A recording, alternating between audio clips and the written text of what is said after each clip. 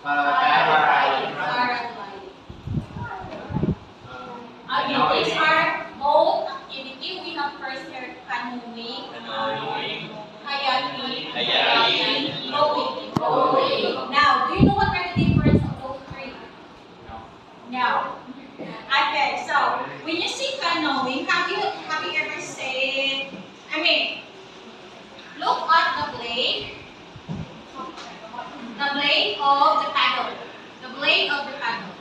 You know what is paddle, right? When you see canoeing, the paddle of that is only one blade. Only one blade. Okay? And then when you see kayaking, there are two blades. Got it? And then when you see rowing, it has still some of them, it has two blades, but the different sticks.